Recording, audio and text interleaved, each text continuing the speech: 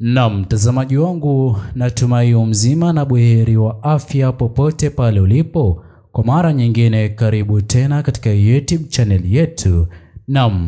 Mtazamaji wangu, usiku wa kuamkia leo hii kuliweza kuwa na jaribio la utekaji ambalo Watanzania wameweza kulikemea na hata utekaji kulazimika kuondoka katika eneo waliokuwa na nia ya kufanya, jambo ambalo Watanzania wengi walikuwa hawajaweza kulikubaliana nalo.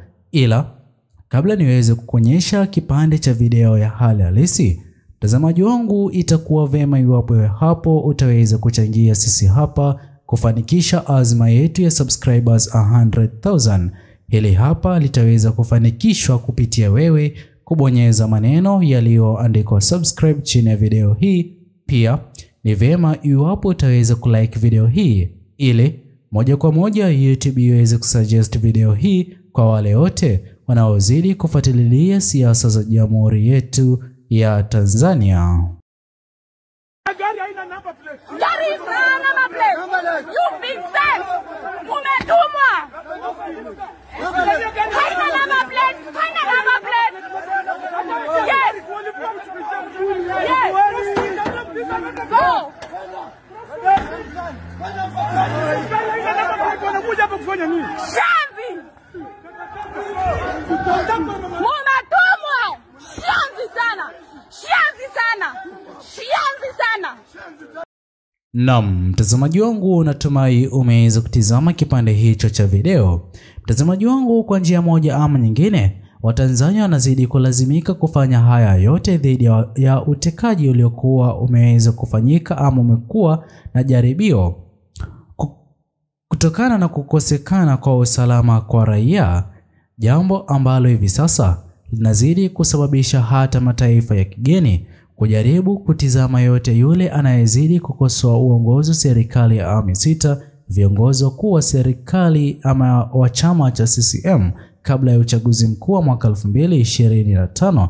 Ni kipi kitaweza kuwakuta? Kwani sote tunafahamu kwamba aliyekuwa balozi wa Cuba Mheshimiwa Humphrey Polepole, kutokana na mfumo aliokuwa akiufanya uhamasishaji katika mitandao ya kijamii na kukosoa uongozi wa serikali ya awamu sita na viongozi wakuu wa chama cha CCM, mwisho siku iliweza kuishia yeye kutekwa na watu wasioweza kujulikana, hatua ambayo mataifa ya kigeni yameweza kulazimika kukemea hatua hii, ambayo imekuwa ni pigo kubwa kwa jamaa na familia yake Mheshimiwa Humphrey Polepole, huku wakiendelea na kesi yake Mheshimiwa Humphrey Polepole katika mahakama kuu. Ila mtazamaji wangu, jambo lingine linalozidi kusababisha Watanzania kukemea ukosoaji ni kutokana na kutowajibika kwa serikali.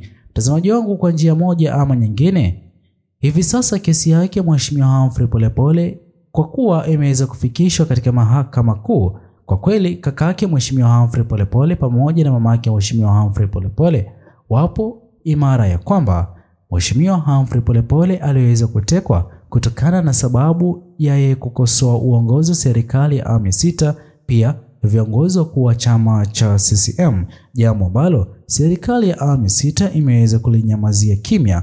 Mbaya kabisa, hata baadhi ya wanachama wa CCM waliokuwa karibu na Mheshimiwa Humphrey Polepole hawajaweza kuzungumzia swala hili, kuendelea kulinyamazia kimya. Vile vile mtazamaji wangu, kuna kukandamizwa kwa uhuru na mawazo ya kisiasa katika Jamhuri ya Tanzania, jambo ambalo kipindi na wakati ambapo Rais Mama Samia Suluhu Hassan aliweza kuchukua usukani wa kuongoza Jamhuri yetu ya Tanzania katika uchaguzi baada ya kifo chake Mheshimiwa John Pombe Magufuli mwaka 2021, Mheshimiwa Rais Mama Samia Suluhu Hassan aliweza kuahidi uhuru kwa vyombo vya habari na hata uhuru wa vyama vingine vya kisiasa, hasa chama Chadema cha upinzani kwa muda mrefu katika Jamhuri yetu ya Tanzania, ya kwamba kitakuwa na uhuru wa kupiga kampeni, jambo ambalo wakati huu karibu na uchaguzi mkuu wa mwaka 2025 halijaweza kufanikishwa. Vile vile vyombo vya habari kunyimwa ruhusa, kinyume na kile alichoweza kukiahidi Rais Mama Samia Suluhu Hassan kipindi na wakati ambapo aliweza kuchukua madaraka ama usukani wa kuongoza serikali ya awamu sita baada ya kifo chake Mheshimiwa John Pombe Magufuli. Vile vile mtazamaji wangu, kuna uchovu wa ukimya wa serikali, jambo ambalo hivi sasa Watanzania wengi mambo yanayozidi kushuhudiwa katika Jamhuri ya Tanzania. Wengi waliweza kutarajia viongozi wakuu wa serikali iweze kuzungumzia masuala haya, ila kutokana na serikali hii ya awamu ya 6 kuwa na azma kwa mara nyingine kurejea afisini kwa mara nyingine kupitia uchaguzi wa mwaka 2025 na kuongoza serikali ya awamu ya 7, wapo mbioni kwa kampeni na kusahau kile kinachozidi kukera wananchi wa Tanzania. Vile vile Watanzania wengi bado wanazidi kulilia mabadiliko ambayo Mheshimiwa Tundu Lissu alikuwa mstari wa mbele kuomba viongozi wa serikali ya awamu ya 6 waweze kufanya kabla ya uchaguzi mkuu wa 29 mwezi huu wa 10 mwaka 2025. Hatua ambayo inazidi kusababisha baadhi ya vijana Gen Z kuamini kwamba iwapo hayo yote hayataweza kufanyika, wapo na uhuru ama sababu za kuingia katika maandamano ya vijana wa Gen Z yaliyoweza kuratibiwa kufanyika tarehe sawia na ya uchaguzi mkuu. Vile vile mtazamaji wangu, kwa njia moja ama nyingine, kuna kuharibiwa kwa taswira ya taifa katika mataifa ya kigeni. Mtazamaji wangu, kile kinachozidi kushuhudiwa katika Jamhuri ya Tanzania ni jambo ambalo wengi hawakuwahi kutarajia kuonekana katika Jamhuri yetu ya Tanzania, ila hivi sasa kila mmoja anazidi kushangaa ni kipi kinachozidi kuendelea. Hivyo basi imeweza kuharibu taswira ya taifa kimataifa, jambo ambalo Watanzania wengi wanaendelea kuonea aibu kutokana na mataifa ya kigeni kutofurahishwa na kile kinachozidi kushuhudiwa. Vile vile mtazamaji wangu, kuna ukosefu wa haki kwa waathirika.